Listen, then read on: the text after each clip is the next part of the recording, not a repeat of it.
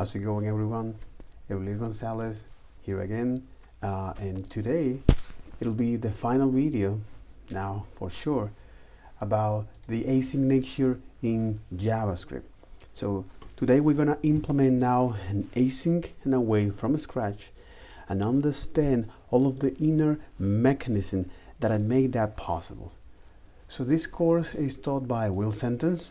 Shout out to Will Sentence, the CEO of Codesmith, which is a software engineer and machine learning residency headquartered in New York and California.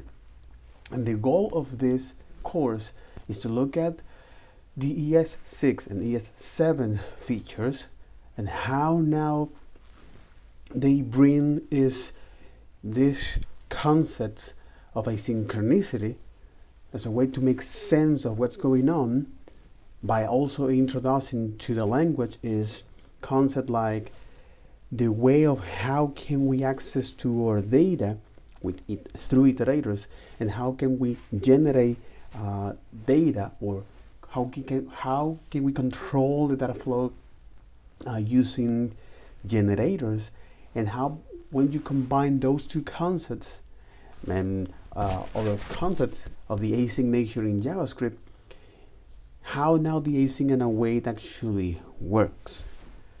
So before that, going into that, just a quick recap of what companies are looking for, which is something that you must aim towards, that not only for companies but also for yourself, and that is your analytical problems. How is your thinking problem? How is your thinking process? Your technical communications, as I mentioned here. So can I implement your approach based on your explanations, as well as are you following the good practice of engineering? You are developing your soft skills. How good are them?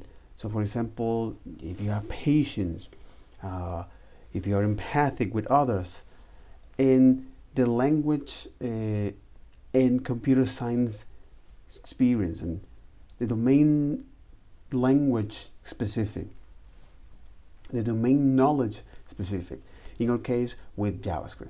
So this course is now laid out in this particular fashion.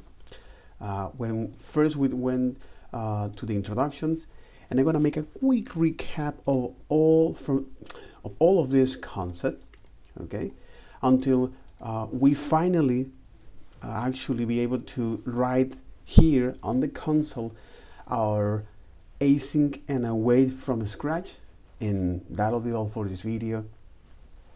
So it'll be a very, very interesting video, and perhaps a nostalgic one, because at the end of the day, that's the reason of this series of videos is put up practice what I have learned, improve my analytical skills as well as my technical communication, and do that work. So briefly, we look at the introduction as a way to say, okay, this is now the basic component of the language.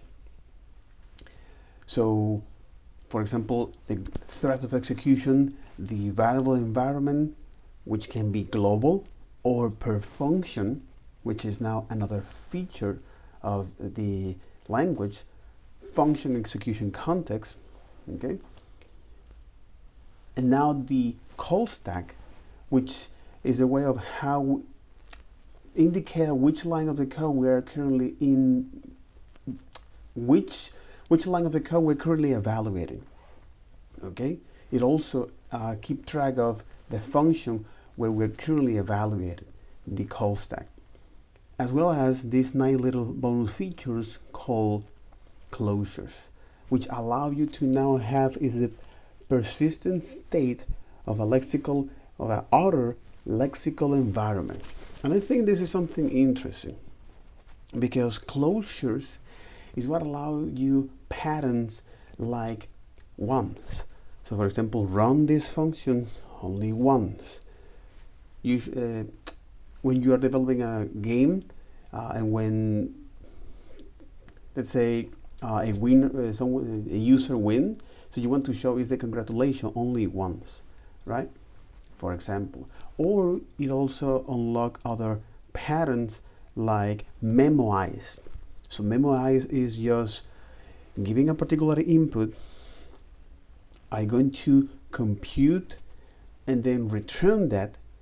And if I receive the same input again, instead of actually compute that, I store the reference. What I store there is computations, and then you return that. In other words, so memoize allow you is to remember things, memoization. And they say memoization because this is a computer science technique that allows you to, based on a given input, compute and then store it as result and return it. So next input that match that you have previously have calculated, now instead of actually compute that, you're going to send the catch version, the catch result. And that is something powerful because now it allows you to save computational time, which is tremendous, man. Tremendous. Of course, at the expense of space. But in any case, the other is now the model pattern by using is the immediately invoke function expressions and using a closure to do that as a way to avoid polluting the global namespace, which is great, okay? And also other patterns like iterators and generators, as well as promises. So before going into that, we look at how now the async or how now the synchronicity works before the language, before the ES6, okay, which using is the callback model as a way to now, since JavaScript is a single thread language, there is no mechanism to actually handle asynchronicity. All of that is handled by the environment. So the environment, whether it's a browser or the server, expose you is now these facade functions like timers or fetch functions. In the case of the timers, the mechanism is that when you pass a function to a timer in the context of the browser, now we're going to grab that. The browser is going to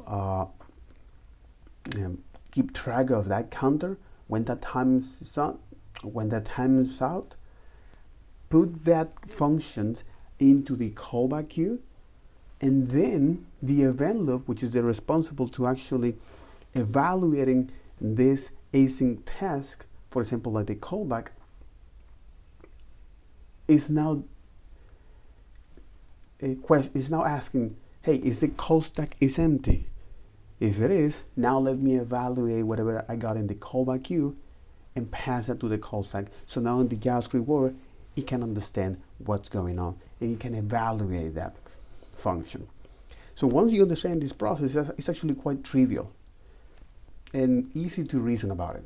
The problem is that as you define is this nested functions or async operations that depend on another async operations, you have now something called as the pyramid of doom.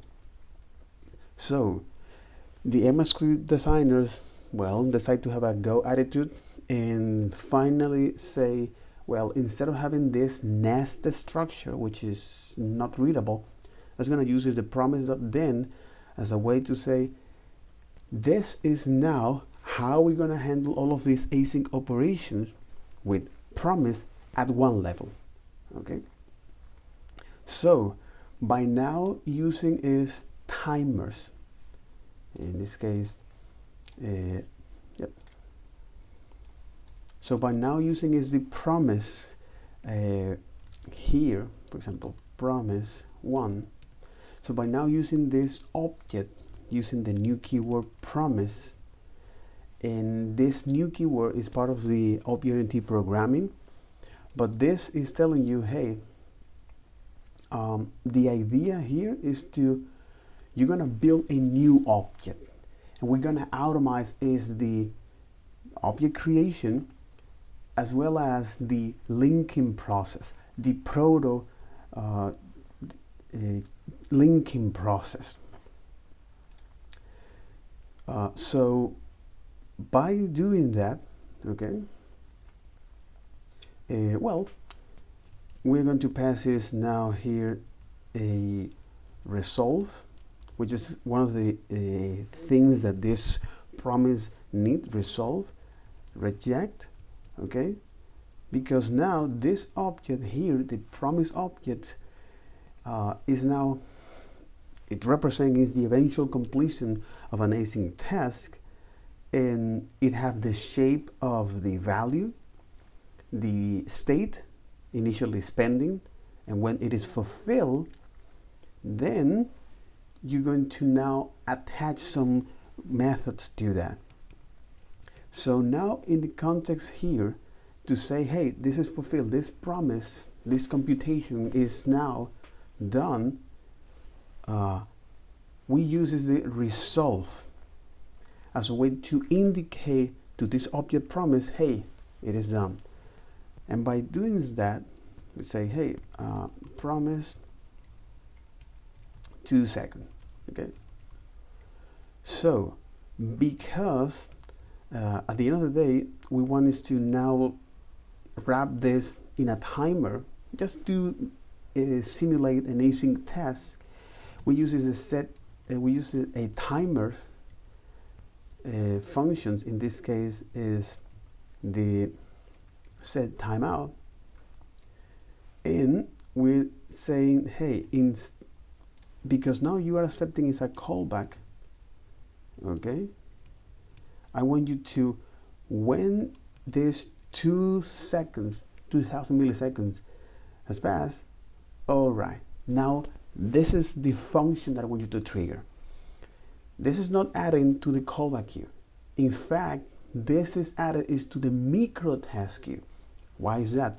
Because promise is when you are wrapping an async task in a promise, is making use of the Microtask queue as a way to now this new phase of the event loop on the browser handles is all of this promise callbacks, so all of this Microtask queue. And on the specs, they call that the job queue. All right, so this is our first promise. We can actually, as a way to be more specific, you say, hey, promise 1, 2 seconds, okay, and then say, hey, promise 2. We're gonna actually do the same here. Say promise 2, new promise, resolve and reject. We want to make this now resolve or return this promise to let's say 3 seconds, okay, to make our life much more easy. Let's gonna put it here in 1 second and then 2 seconds, okay, so we don't have to wait too much time for that. And that's it. This is now how you can create this promise that will take some time to complete. But now when it comes to consume that, that's what we have is now this 2 functions, or this 2 in the specs they call that unfulfilled or unrejected. So unfulfilled, which is a list of callbacks here, it say, hey, when this promise is resolved, now the .then is the one who's going to run this function, okay? In other words, here you're going to pass this a callback by saying, hey, well, when you get this value, okay, I want you to now console the log. All right, I want you to now console.log of the value. And the same for the promise to dot then. Okay, as a way to speed up things a little bit, we're gonna do this, and then you got it, right? So by running this, and as you can see, what happened here is that this promise has resolved is sequentially, one after the another. And there's nothing wrong with that. And in fact, you also have the ability to concatenate, or to tenable, as they call that, promise, by saying, hey, I want you to not make use of the promise, okay? And once that is done, all right, I want you to now is, instead of actually print the value, I want to return is a new promise for that, which is, well, I want you to return is a new, I want you to return is a new promise here, that when that is resolve and reject. So when that is resolved, okay, I want you to now is, well, return that value, right? In our case is tenable promise from promise 1. And because we want us to now trigger this after, let's say, 2 seconds, okay, it's going to use as a timer here, where initially we want us to also pass as a callback here, all right, and then indicate for how long we have to wait. So as you can see here, on the dot then, on the next dot then, we can now is wait for that value. But to wait for the value, we need to return this as a promise. All right, so now this is our value, let's say value 2, okay, and I want you to now is console.log is the value 2, okay, the value from this new promise. And got return keyword, of course, because since we are now using is the arrow function, there is no need to do that. Arrow function actually by default return that. So there you got it. So as you can see here, we waited for 3 seconds. If we run this, say 1, 2, 3, there you got it. Sustainable promise from promise 1. This is now something interesting and powerful, because this allows us to now concatenate or to change is previous asynchronous tasks that depend or that we get data from previous data. So get data from previous asynchronous tasks that we depend on, and move on and so on. So as you can see here, all of these are running is sequentially, okay? But what will happen when we want to run promise in parallel, okay?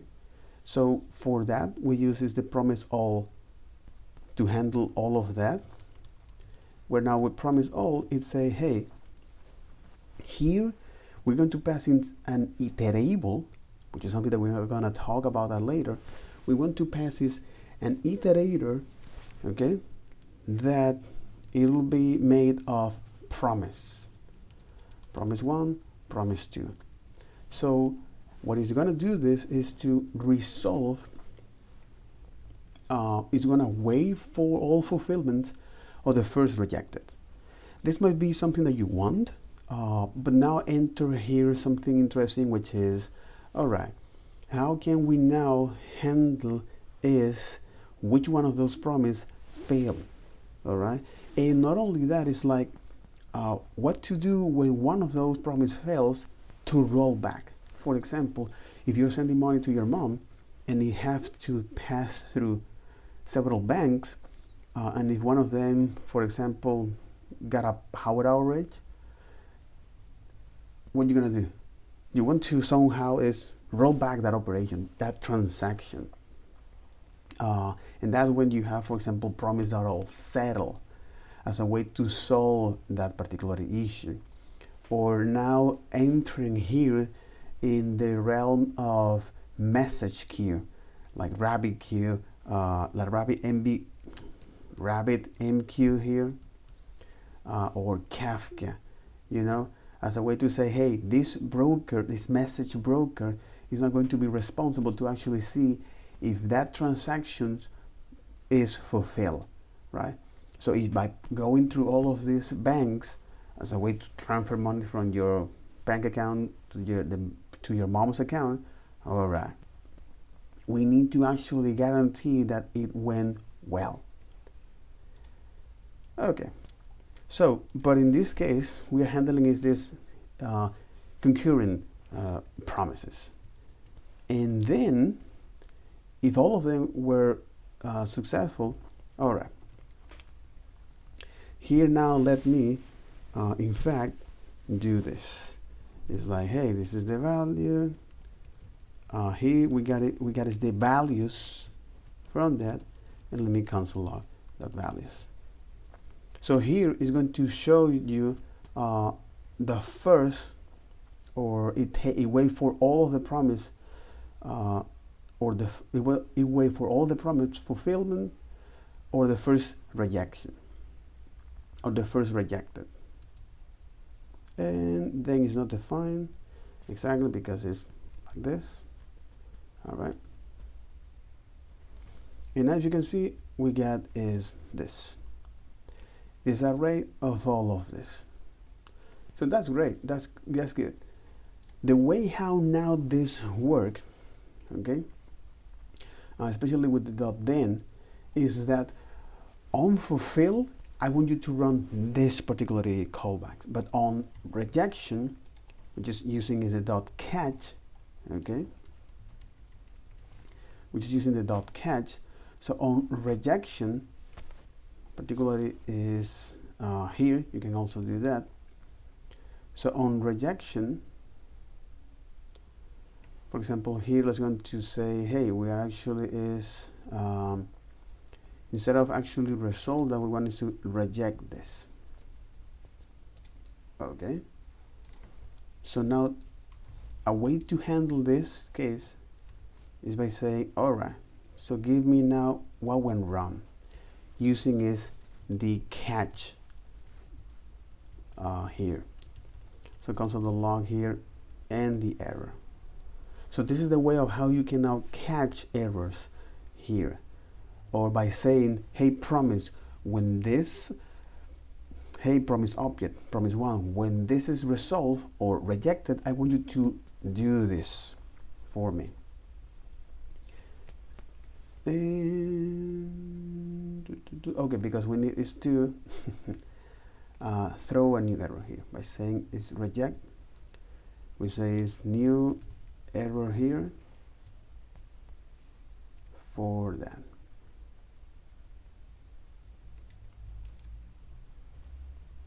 Okay, so after 3 seconds,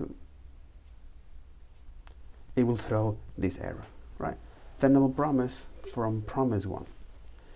So now that we know what is doing this and how is making and how this mechanism works, okay, on JavaScript as well as on the host, and on the host is like, hey, once this promise is resolved, I'm going to add this callback function that you provide me on rejected or on fulfilled, and I'm gonna add them to the Microtask queue, or aka the job queue, as they call it in the spec. This has a higher priority than the callback queue, so the event loop will evaluate the Microtask as long as the call stack is empty, and then grab all of these elements from the microtask until exhaustion. So why this is important? Because you might have an endless microtask evaluation by adding tasks to the microtask queue, okay? And it never reach the callback queue. So once we have now this clear, it is important to move on to the next one. And that is, all right, now that we look at callbacks, promise, web APIs, event loop, and the microtask that allows now is to defer work while in the background we are evaluating our code, and then once that async task is fulfilled, we can now handle that on JavaScript. So this actually is this model build applications where now we can have this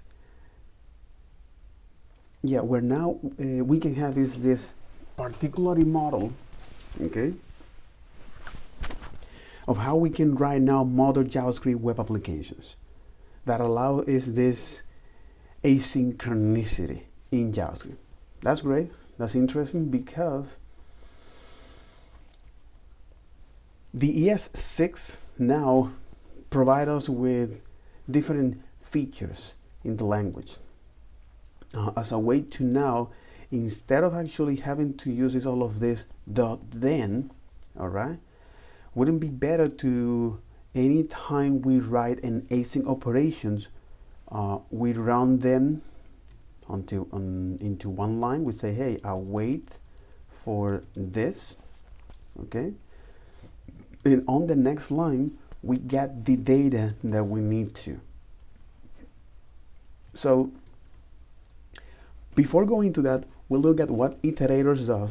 And after all, Iterator is this way of how can we access to our data as streams of flows, which is great. And the Iterator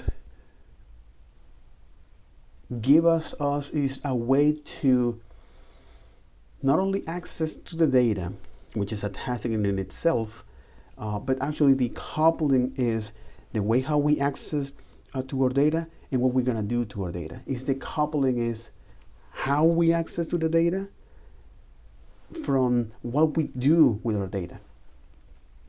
So by now, following is this particular protocol, which is the iterator, okay, where now this is made of two parts. The iterable protocol, which is where you describe or customize the behavior of the iterative algorithm that will be consumed by looping syntax like for of, okay, where this is the step one, and to do that you use this symbol .iterator under the function prototype to say, hey, this is how we're going to iterate through that. So for example, for example, okay,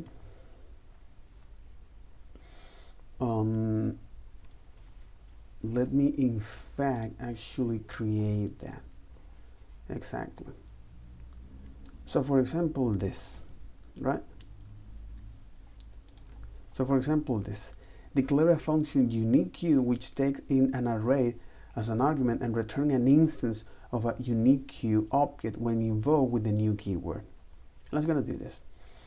Unique queues objects should function similarly to a queue, but they will only store unique values. Exactly, no duplicates. Each value should be stored with an index representing its order in the queue. So, which is, we can make use of an array. All unique objects should contain their own length property, as it is, which keeps track of the number of items they contain. When a unique queue is first created, each array element should be in queue, and the length property updated accordingly duplicates in the initial array should be ignored. So this is an example, creating like this. It will return you an object like this. This is the input, this is the output, this is the input, this is the output. Okay. So because now we're gonna take a look at this as a way to see how can we now make use of the iterator protocol. Okay, by saying, okay, we want to create is now this function called unique queue, where we're going to receive is an array, right? Since we're going to use the new keyword, it's going to automate is the object creation and prototype linking process. So by doing is this, and adding now is the dot length to this, to the array, we can now is do a couple things like this. So we can say is, first, we want to all of these elements that we're receiving, which are primitive, okay, to be unique. As long as they give us is primitive values, we're gonna now is only get the unique values. So how can we do that? By actually is invoke or define a variable here called uniques, okay, or unique values, where here we're gonna make use of the set built-in function that what it's gonna do is to, by passing is an iterator, like an array, okay, it will return is an iterable, something that we're gonna discuss. It will return an iterable that allow us is to get the unique values as long as they are primitive values. Makes sense. So next line is actually say, hey, you know what? Let's go to define is the length of this, where now initially is 0, okay? And actually let's go into looping through this. We can just do, instead of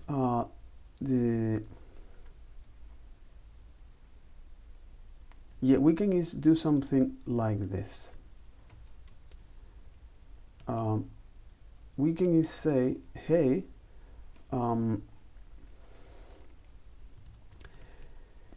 because now we're going to make use of the new ES6 syntax of how can we iterate, how can we loop it through collections of iterables like set. So this iterables must follow is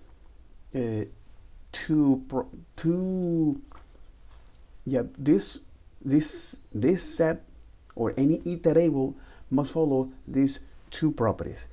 It must have the iterable, which is how now which is the behavior, the iterative behavior that you can customize, that will be consuming by any looping syntax that can understand that, such as the for of. So to do that, we're going to define is something like this. We're going to say, hey, we get this as well as the array, okay,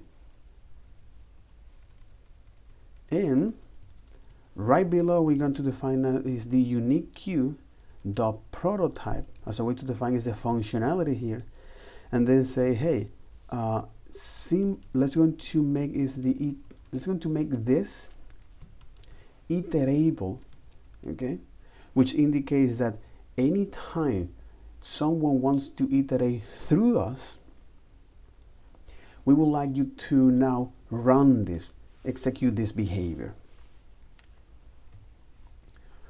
So because at the end of the day, what they mention here is that allow us is to invoke is a new keyword, is return a new instance, okay.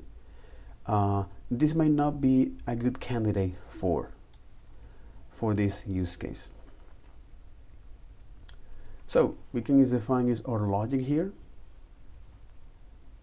But it's important to recognize that under symbol.iterator, you can define is the iterative behavior of this. And if someone actually tells you, hey, how will you go to implement that? Well, let's now is creating this object here. Okay, and we can now use the looping syntax for off by getting is the values of unique values here, which is an iterator. Okay, and anytime we are looping to each one of those elements, we're gonna get is these unique values that we care of. So now we say, all right, we want us to now assign the value of this to the this dot length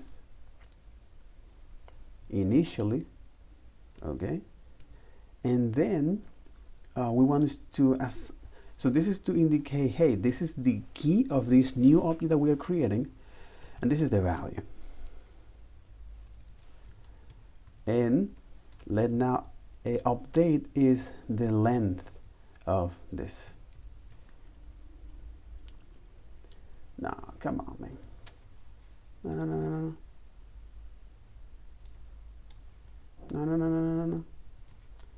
No. Instead of using this, we're gonna use the for value of unique values. Okay, and this is what I want you to run here, just like that. Come on, man, enough. chill. Okay,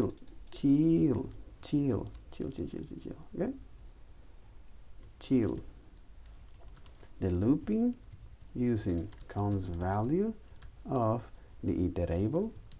Okay, and this is it. Okay, chill.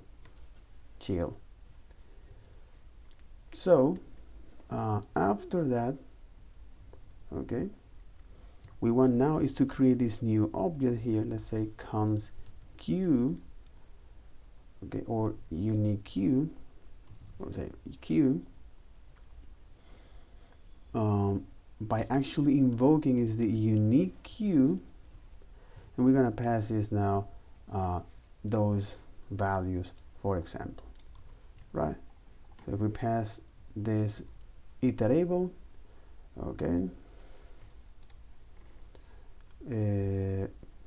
we want is to now console log is the q, and as you can see, we got is this. That's quite interesting. That's quite interesting, because now this is a particular way of how can we now make use of this concept called iterators, which is quite interesting, and we also combine that with the object-oriented programming of what's going on here, okay, as a way to now makes a lot of sense of what's going on and what's happened here. So this was a very beautiful example, and as a way to now understand what iterators actually allow us to do is that the iterators provides a standard way of how can we access to our data here by implementing is the iterable protocol, which say, hey, you can modify is the iterative behavior. Okay, you can customize my iterator behaviors that will be consumed for looping or looping syntax like the for of.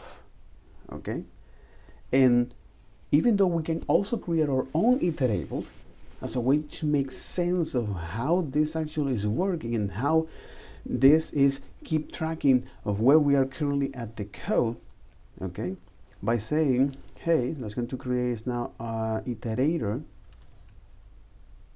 okay, function function iterator here is going to receive this array, and here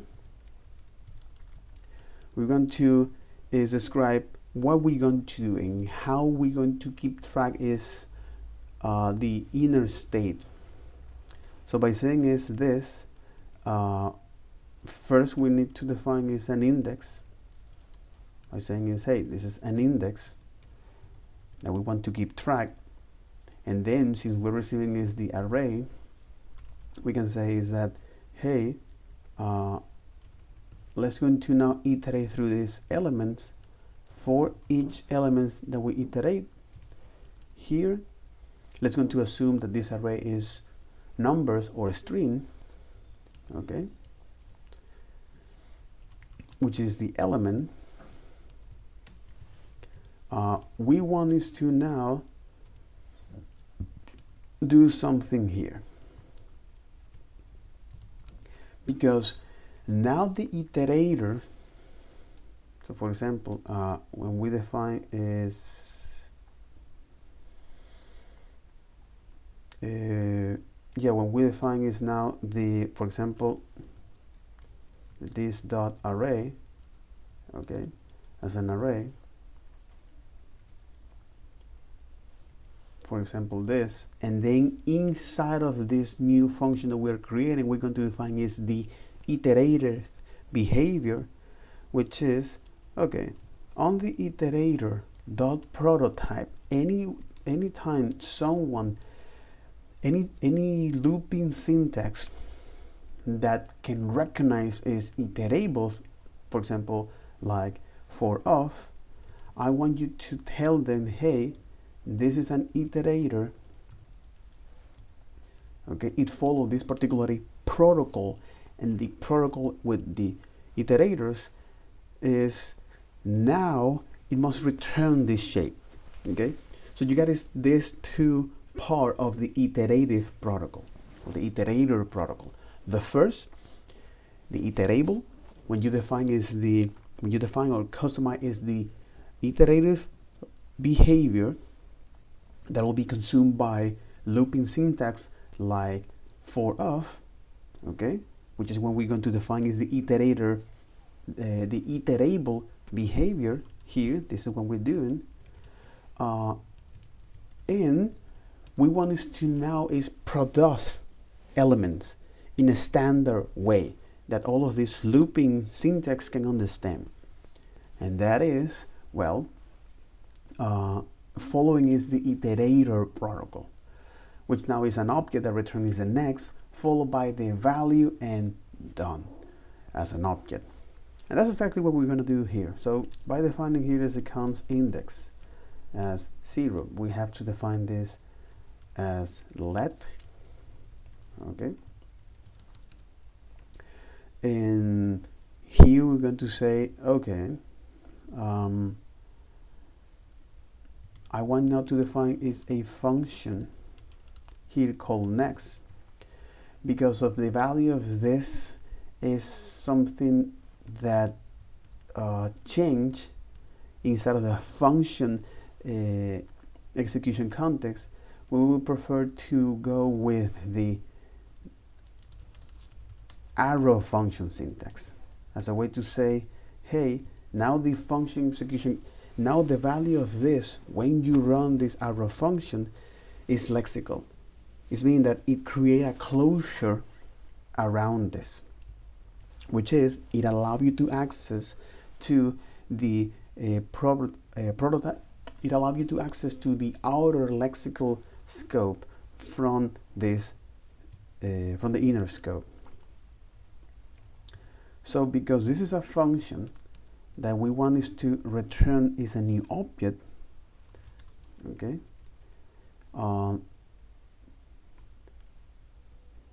first we're going to now is define is the value that we're going to get, okay, here by saying, hey, access to this array, okay, and passes the index, okay, and if the index, as we say here, so if the index is less than this dot array dot length. Okay, perfect. Now we're going to increment the index and return this object that is needed, which is this, and return this needed object that those looping syntax require, which is the value as a property, okay, followed by the done to indicate, hey, are we done with this? No, it is false. However, if we are done, then what's going to return is the value property here, followed by the done as true to indicate that, hey, we're done. Stop. And here we are. Here we are. So now we want is to actually return the next function, but as an object here. So anytime we want is to now make use of the iterator, so for example here, it's going to call this the value here.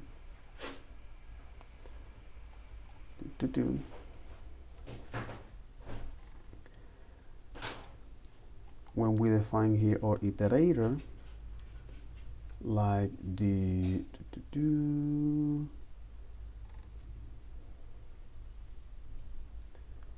what we define is the iterator here, and in this case, let's gonna call this words or characters. Okay, we're gonna get is the characters of this particular word by saying is the iterator and passing is an string. Say lorem ipsum. This is something that is used a lot in design.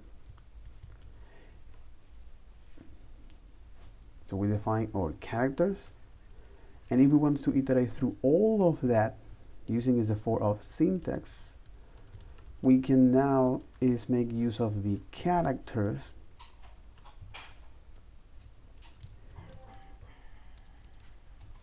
okay,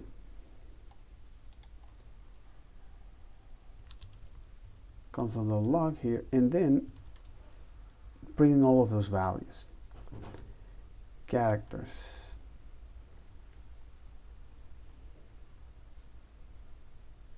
type error, character is undefined. Interesting. Oh, because I think characters.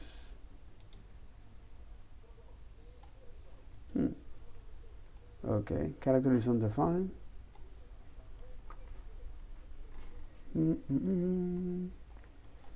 Yeah, character is undefined.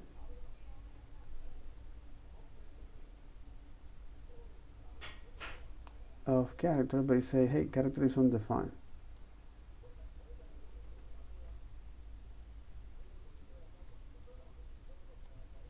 Iterator. Perhaps we shouldn't use the name iterator as it is. It's like new iterator, like so. And then when we call this new iterator here, let me refresh this a little bit. Okay. So characters here, as a way to check now that the character is what we expected, it say nope. Oh, because we need to use is a new keyword. That's what happened. We need to here say, hey, we want us to generate this object. That's what happened. So by refreshing here and now creating this new object, now we can actually iterate through this by saying values of the characters. All right. And now we can is actually, come on, man. Now we can actually is iterate through all of those values there. As you can see, Lorraine Ibsen.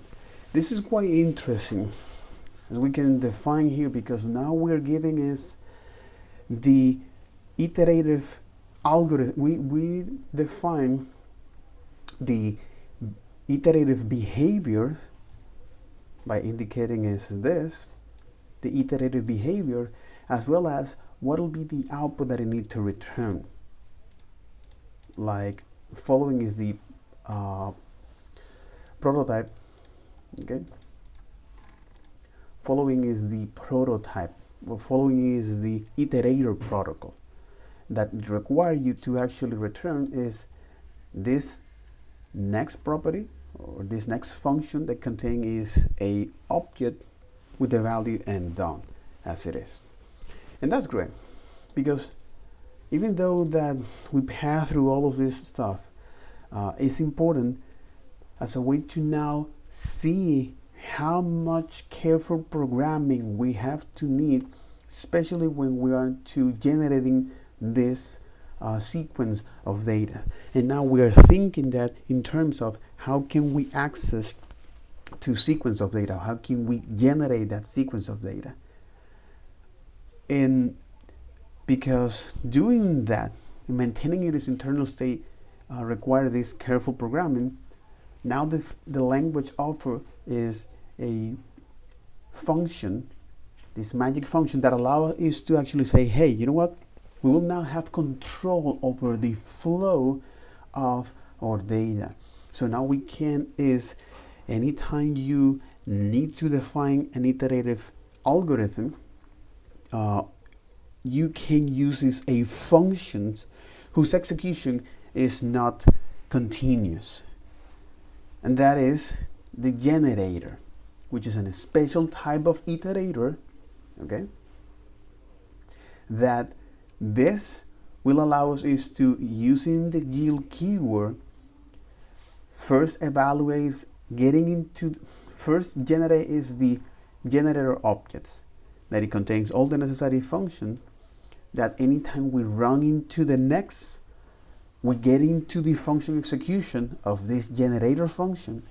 When it finds the yield, kick out from that. And anytime we call that again with the next function, we get in, we resume the function execution in that. Let's go on to look at that in action. So, by looking at that, for example, when we want to create a simple example of the generators, okay, say cons generator here, gen object, okay, gen object.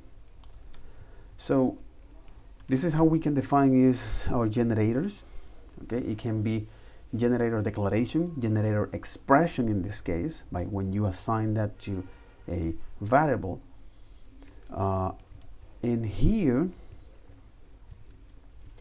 we're gonna say anytime we now, the first time we run the generator, okay, we're going to evaluate this execution until we find the first yield as a way to now produce or yielding all of this data. So it's going to start with this.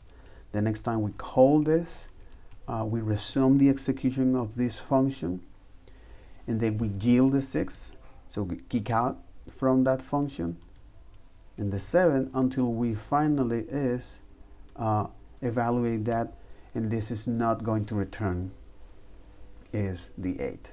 Why is that? Because generators are conceived as a way to, it can be seen as data consumption or data producers. So in this case, we're making use of them as data producers. In other words, anytime when you now run this generator, okay, initially, all right,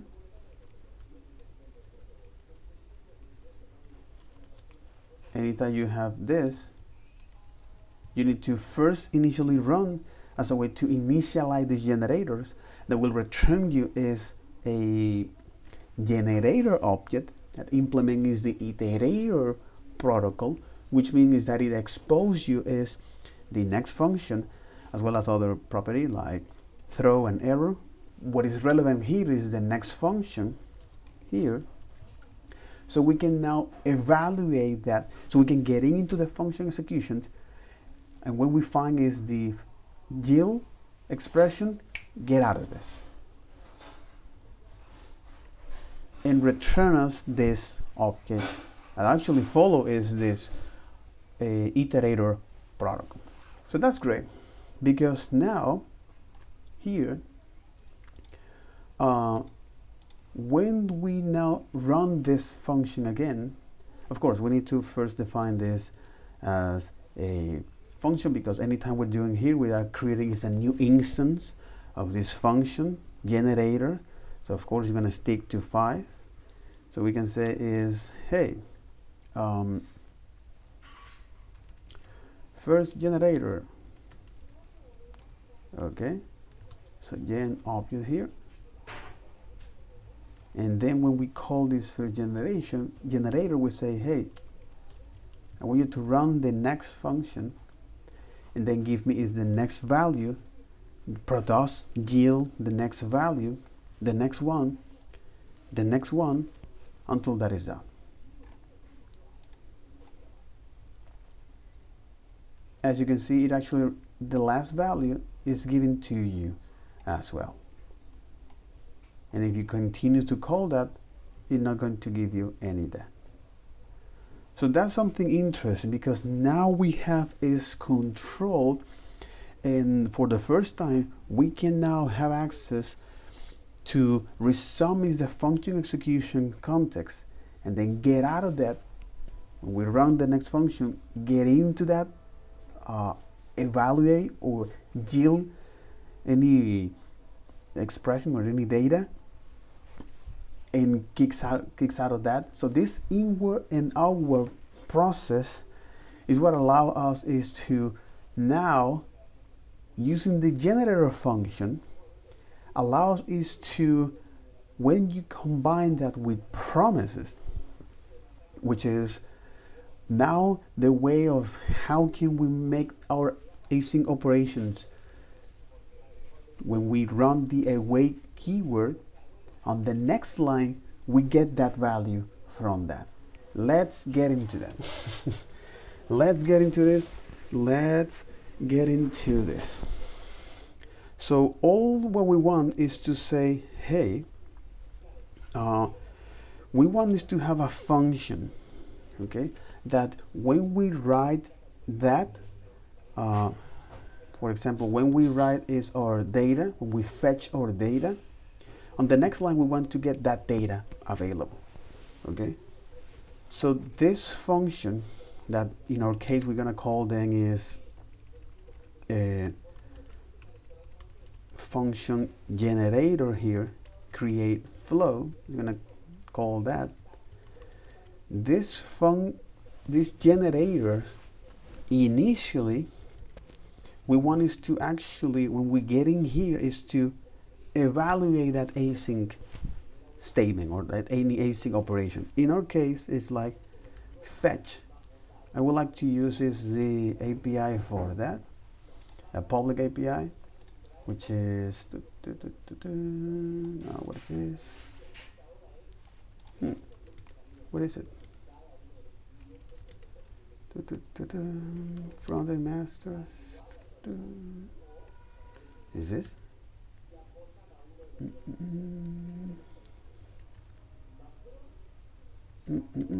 I think it's this. Okay. This is the iterator. Exactly. This is it. Okay. So this is the public API here that we want to now perform. We want to request this data from this random image from docs. Okay. And when we get that data, okay, and when now we run this function again, we assign the value to the data. All right.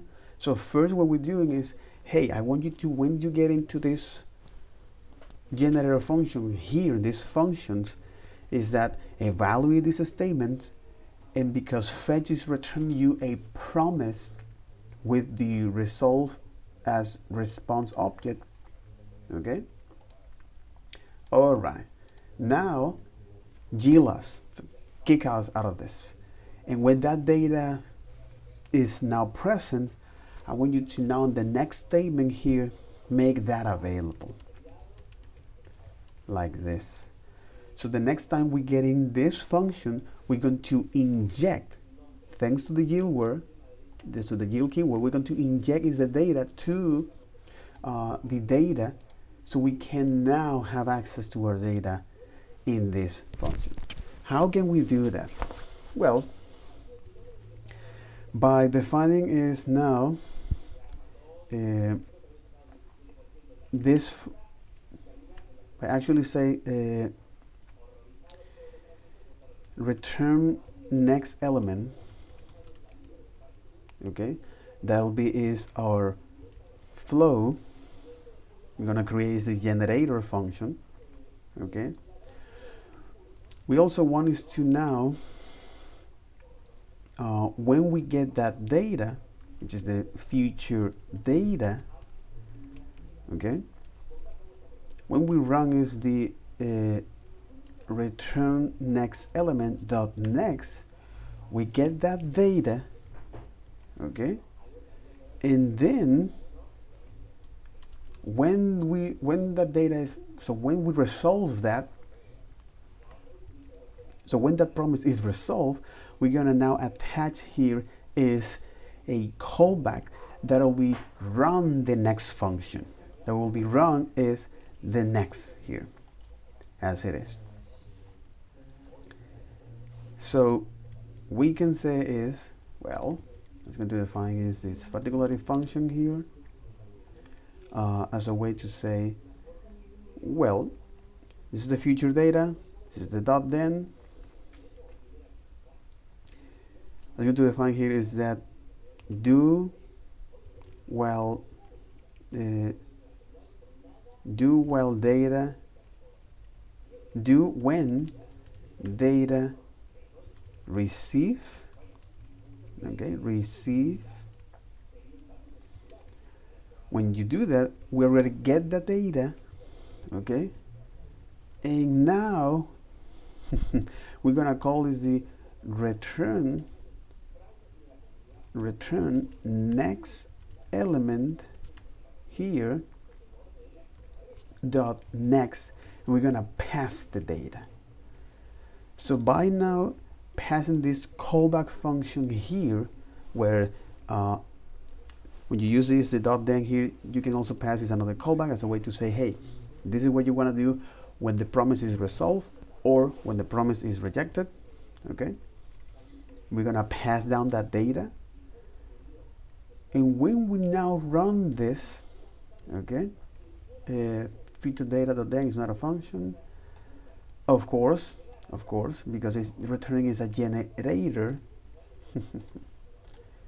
because it's returning is a generator object like value here, and then you get this data here. What we're doing is to printing the data here. Look at this, look at this.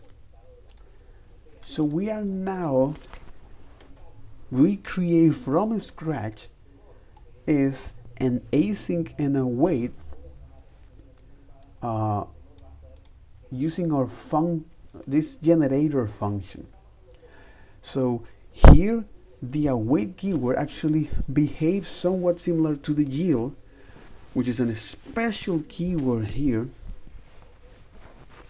okay, that when you follow now the syntax of the async function, let's say create flow async create flow function here.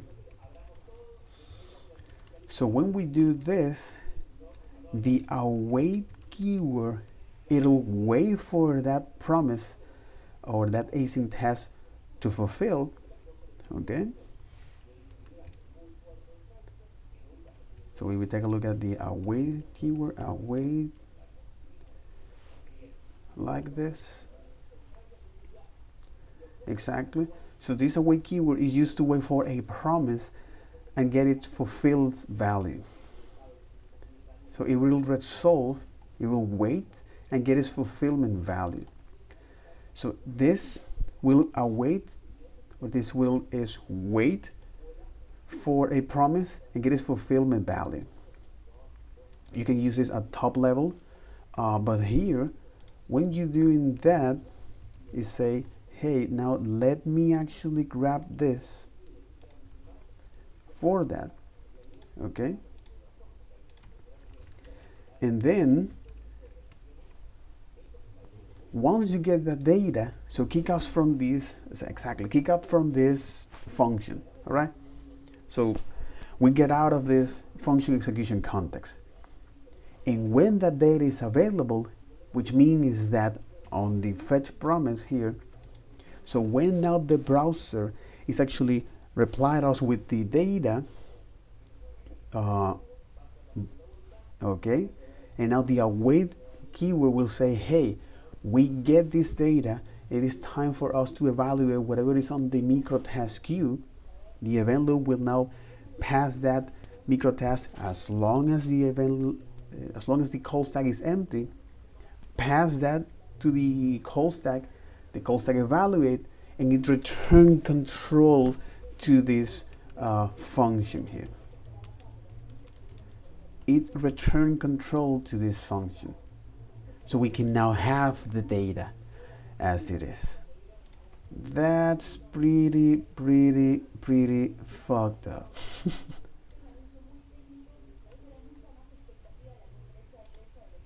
Oh, we need is to actually use the async. Because remember, after all async functions start synchronously, okay? All async functions start synchronously and settles asynchronous. Wait for the create flow.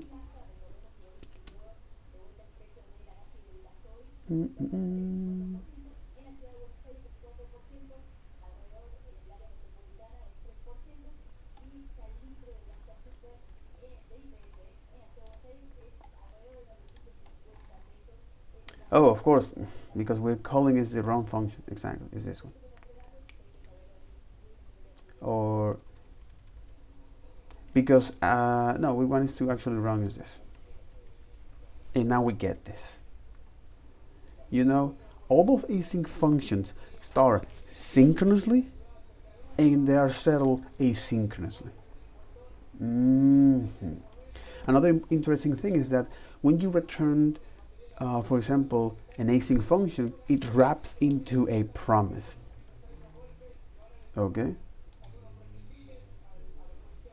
So, this is something quite interesting as a way to understand now, by using the iterators and generator concept, how now JavaScript is working behind the scenes, and especially useful when you need to handle is large collection of data and when you need to iterate through all of this collection of data.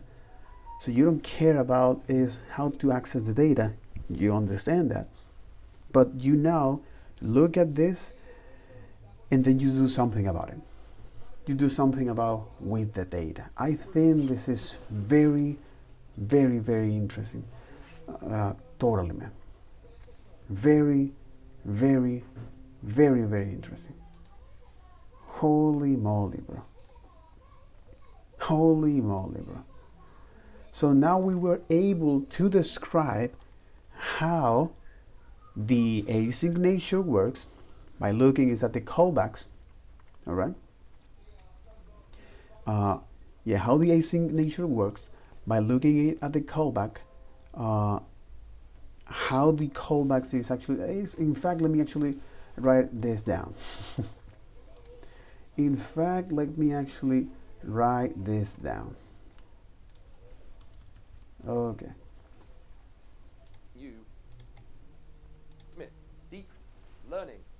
4 weeks, live online, evening, weekend, where you get the chance to build neural networks from scratch. This is very nice. Every 2 months, I think it kicks off. If you go to Codesmith, you can go and have a look at that program as well. All right, we have done it. We have made it through the day. Pure, no cuts. 1 cut. We made it through the day with clarity, and all of you should feel genuine pride. Every last one of you. It's very, very special to have seen how far every single person here came in their quality of technical communication.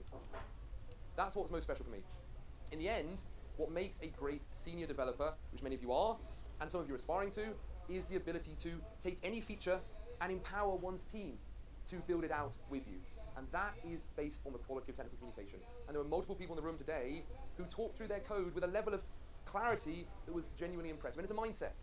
This is not something which we are born with. It's not something inherent and demanded of day to day. And yet it is a thing that accelerates engineering teams. You often say, when I add a team member to my engineering team, I go from having one engineer to 1.3 engineers. Not from 1 engineer to 2 engineers. If you improve your technical communication, which is really the essence of what we're doing when we're diagramming through, you take yourself from 1 engineer to genuinely 2 engineers, maybe more, maybe a multiple, because you've now shared your internal mental model of the code. It is now a shared resource between you and your team members. And that's very empowering and very special. So, today, we saw all of the hardest parts, where you get the chance to build neural networks from scratch. It's very nice. Every 2 months, I think it kicks off. If you go to Codesmith, you can go and have a look at that program as well. All right. So let's now put it wrapping up. Wrapping up. Wrapping up. Wrapping up. Okay. Yep. Wrapping up.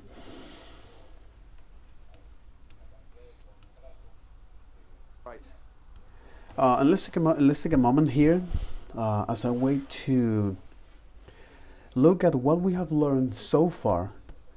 How can we put a practice, and learning by doing is something that gives you this feeling, this gut feeling that you know, okay, I know what the thing is doing. That's great. I know all of the integrated step by step that I have to do, and the reason why I'm actually using this. So with that particular mindset, you say, all right, now I know what I have to do. Now I know this is what I need to do. And which is something that I really resonate vastly with Will's sentence by saying, this is the way of how, by you, senior developers, now have the ability, if to giving a particular feature, not only can implement that if they have never seen that before, but also make it meaningful to others. So all of these abstractions, it makes all of these abstractions meaningful to others. And with that, now you can not only improve your communication skills, but also you can now add new team members and share resources among them. And I think this is a quality that is missed, not only for companies, but also for yourself, because all of this will continue to pay dividends in the long run.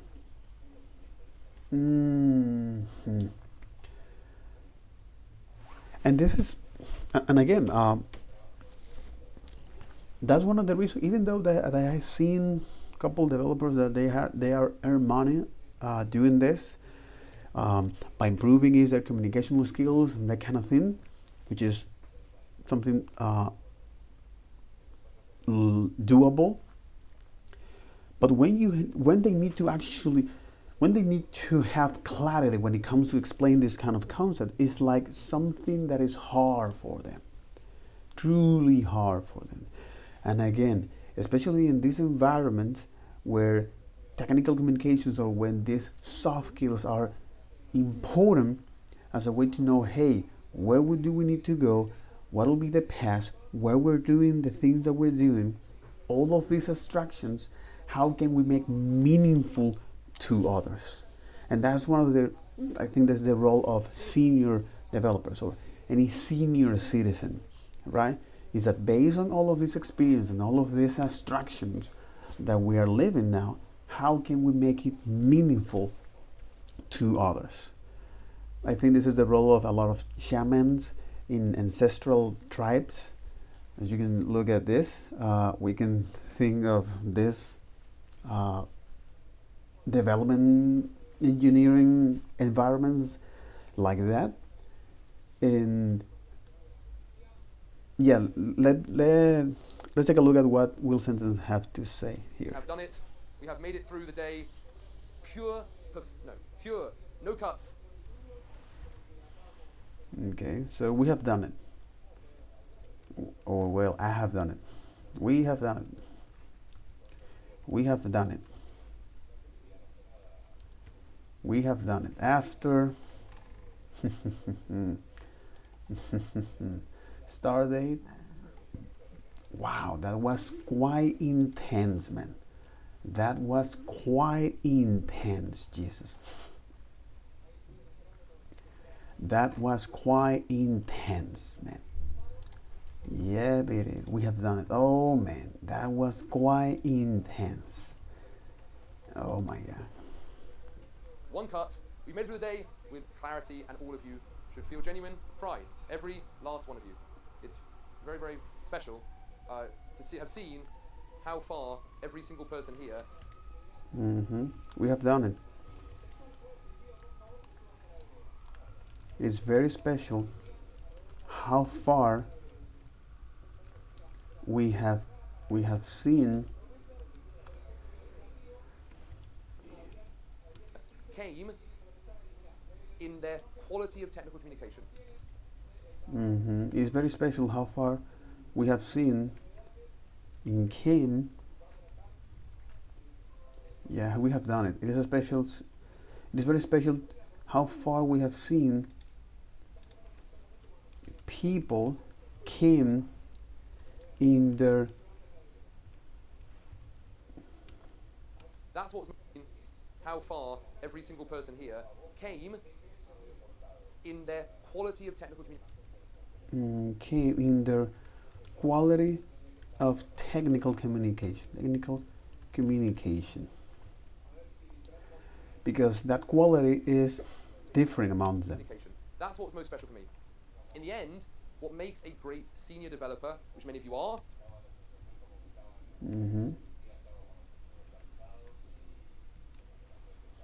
So in the end, what makes a senior developer or a senior citizen, and some of you are aspiring to, is the ability to take any feature. Exactly. In the end, what makes a senior developer, which all of you are. Yeah, in the end, what makes a senior developer, which all of you are, and apparently, End, what makes a great senior developer, which many of you are, and some of you are aspiring to. Exactly, which all of you are, or some of you are aspiring to, is the ability to take any feature and empower one's team. Take any feature and empowering a team. To build it out with you. And empowering a team to build it out with you. And that is based on the quality of technical communication. And that is based on the quality of technical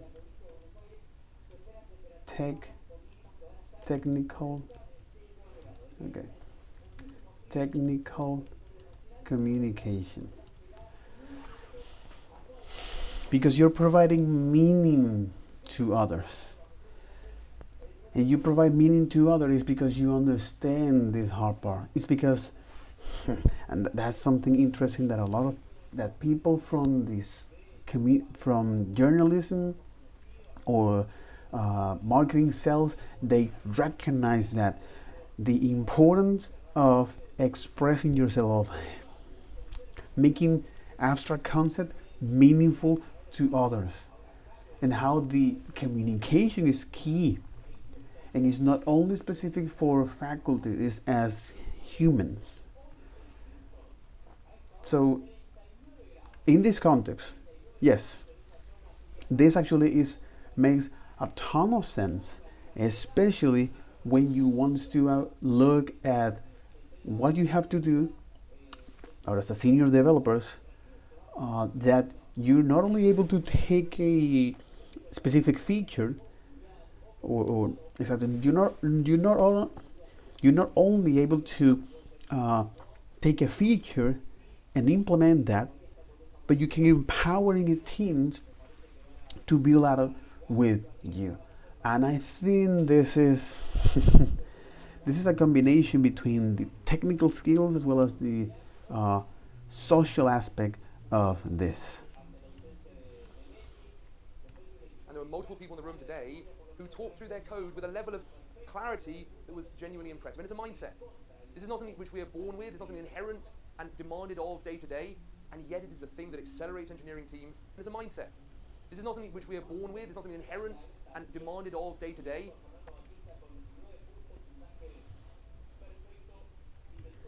And it is a mindset, man.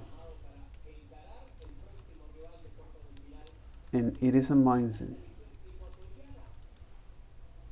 And it is a mindset. What? No.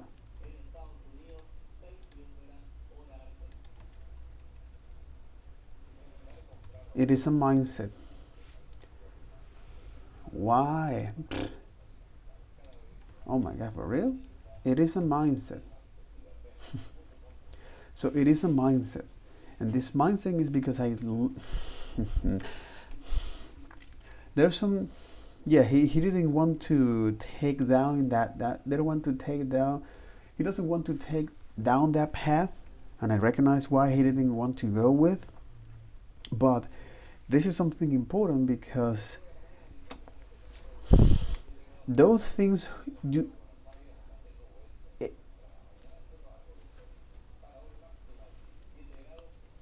when you find yourself, when there is fear, there is a task. And especially if you have trouble with communicating, or you recognize that you are not good enough, and your ego is one of the things that it won't allow you to do that. But even though that you might have money, but if you don't have this skill set that are needed, so far so good, no problem, you can move on into your life. But people will recognize you for what you make them feel. And what you make them feel is, especially as senior citizen, is that you now have the ability to make it meaningful for them. And now that we went through all of this concept, and people, in my case, I come from with a quality of technical communication, in a variety of quality technical communication, I have improved that as a way to describe is what are the inner mechanisms that's happening here, not only in JavaScript, which is something important, on the async nature or the object-oriented programming, but also when it comes to describe another things like that. So for example, business logic and that kind of thing. So you're going to expand that daily, and that's one of the beautiful things of this industry, that regardless of your background, your technical background, you can now is getting into this industry and provide value, as well as solve some of the interesting intellectual stimulated challenge along the way. And I think that's actually very, very beautiful. So, and yet it is a thing that accelerates engineering teams. We often say, when I add a team member to my engineering team, it is a mindset that accelerate engineering teams. I go from having one engineer to 1.3 engineers, not from one engineer to 2 engineers. If you improve your technical communication, which is really the essence of what we're doing when we're diagramming through, you take yourself from 1 engineer to genuinely 2 engineers, maybe more, maybe a multiple, because you've now shared your internal mental self from 1 engineer to genuinely 2 engineers, maybe more, maybe a multiple, because you've now shared your internal mental model of the code. It is now a shared resource between you and your team members. And that's very empowering, very special. So, today, we saw all of the hardest parts of the new spec of JavaScript, ES6 and ES7. We saw the foundation. So we saw now all of the hard parts of the ES7, okay, which now is laid down, is the foundation. So ES6 laid down is the foundation of what will be next. What will be the thing that we're going to implement next in the language. All right. Of JavaScript that led us on this journey. Memory, thread. Exactly. So we saw all of the JavaScript features that allow us, we saw all JavaScript features necessary, which is that ES6 and ES7. We saw the foundations of JavaScript that led us on this journey. We saw all the JavaScript features necessary that lead us into this journey. The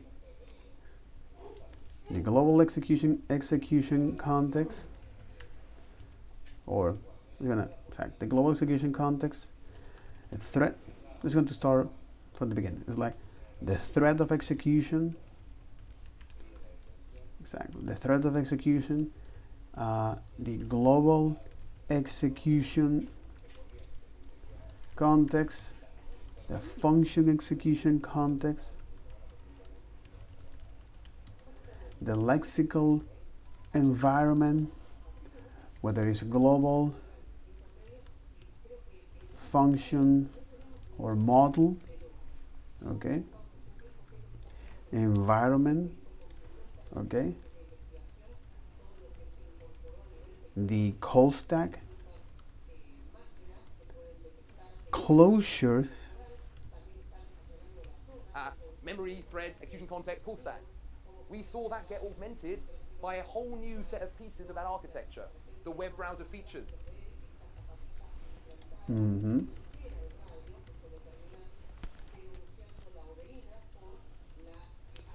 We saw how all of that gets augmented by all of these new pieces, or by all of these pieces in the architecture. We saw that get augmented by a whole new set of pieces of that architecture.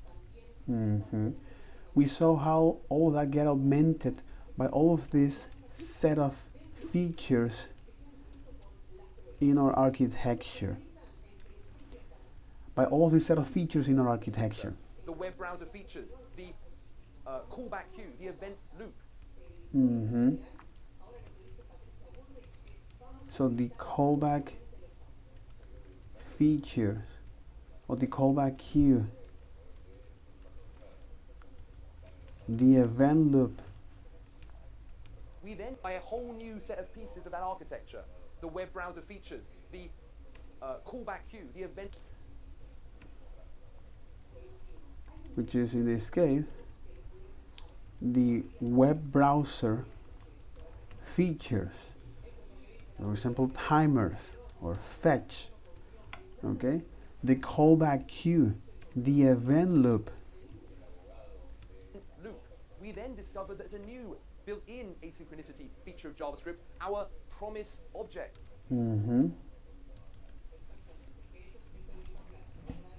We then see a new asynchronous feature, okay. We then see a new asynchronous feature. Exactly. We then see a new asynchronous features promise, whose deferred functionality is not assigned to the callback queue, but to the Microtask queue.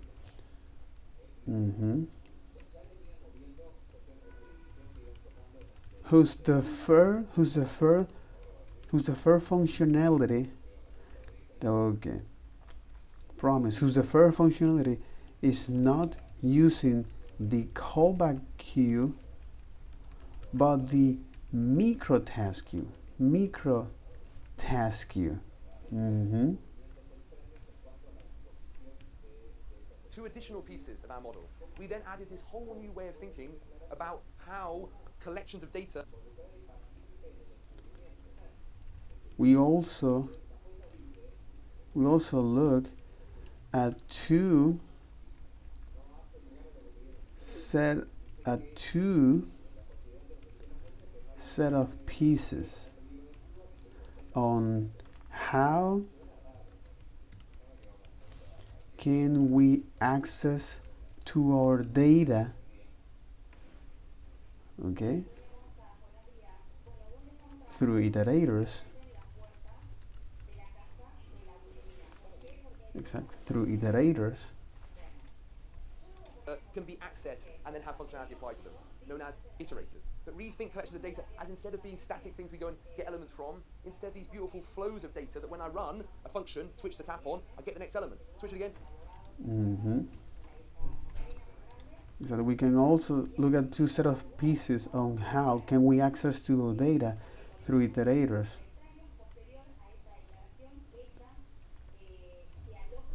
So can we access to our data through iterators, as this functions that allows to get flows or sequence, I prefer this, the sequence of data one at a time by running a function, okay, by running a function and get the value. So by running a function, okay, by running a function and get the first element, run it again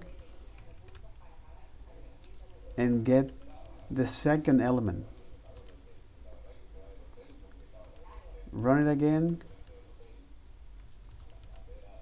and get the third element, and so on and so forth. The third element, and so on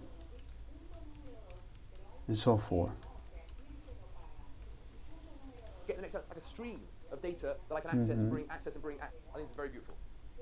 And then we discovered we could control the nature of those flows. Then we know that we can control the nature of those flows or those sequence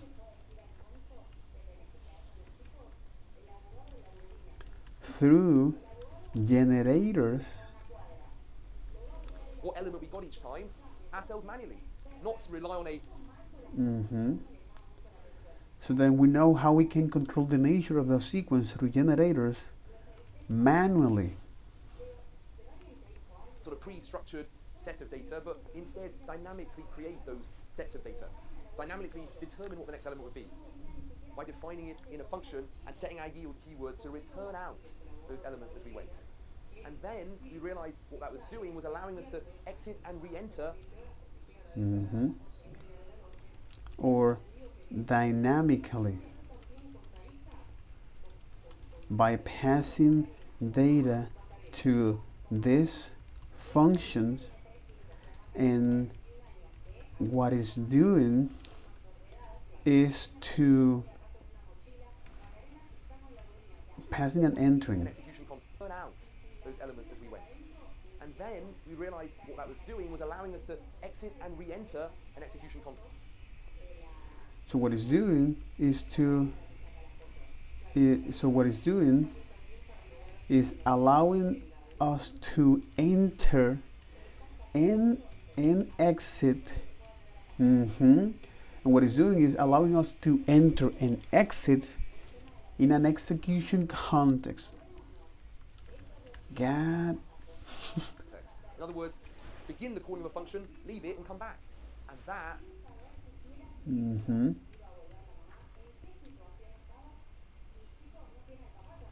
Which means running a function and then get back. Is what let exit and re-enter an execution context. In other words, begin the calling of a function, leave it, and come back.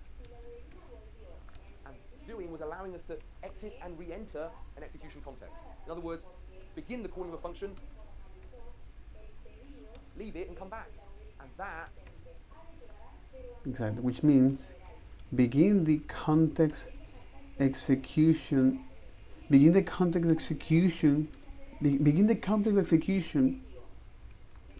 function, leave it, and then comes back. And that is what lets us rethink our asynchronous code. It gave us, in the end, async await. And that's what we allow us to rethink our async and await by providing us on a function keyword, or by providing us a keyword where we enter a function to initiate a background slow task, an asynchronous task, and then only return to that function, leave it, and then return to that function when we get our response back from the slow long-term task. This task, and then only return to that function, leave it, where we enter a function to initiate a background slow task, an asynchronous task, this code. It gave us, in the end, async await, where we enter a function. Exactly.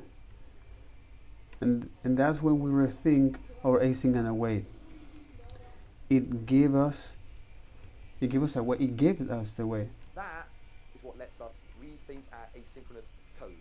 It gave us, in the end, async await, where we enter a function. And that's where we allow us to rethink our async flow. Exactly. And that's what allows us to rethink our async flow. Exactly. And that's what allows us to rethink our async flow. It gives us. That is what lets us rethink our asynchronous code.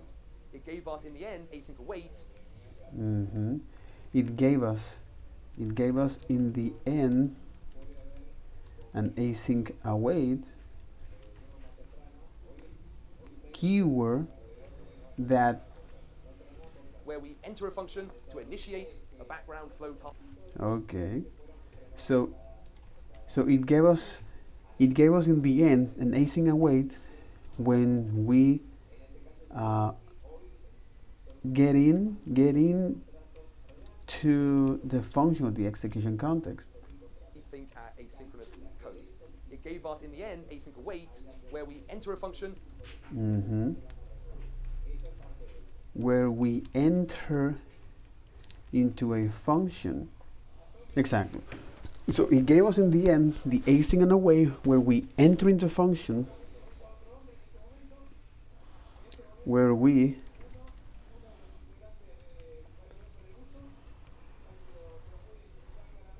enter into a function, execute an async or execute a background task. Initiate a background slow task. Where we initiate a slow background task. This is something important here. When we initiate a slow background task, it can be a fetch, it can be read a file, you know, file system or network operation. Okay, it can be file system or network operations. Okay, in the case of Node in the browser. Okay, so we enter into a functions, we initiate a slow background task. Okay, wait for task, and then only return to that function. Leave. Leave the function. Leave the functions and only return and only resume that execution and only return to that function when the data is available. When exactly? Leave it and then return to that function when we get our response back from the slow long-term task. And only return to the function when we get, oh my god, and only return to the function when we get that response from our slow background task. Holy moly. These are all the core features of the new JavaScript spec. The new features of JavaScript in ES6 and ES7. So very well done, everybody. Jesus. I'm excited by how well you thought through the code, and I am very, very happy to have had you all here along with me today. Thank you. No, thank you, man. Thank you. Thank you. Thank you. Thank you. Holy moly. That'll be all for this video. Take care. Bye-bye.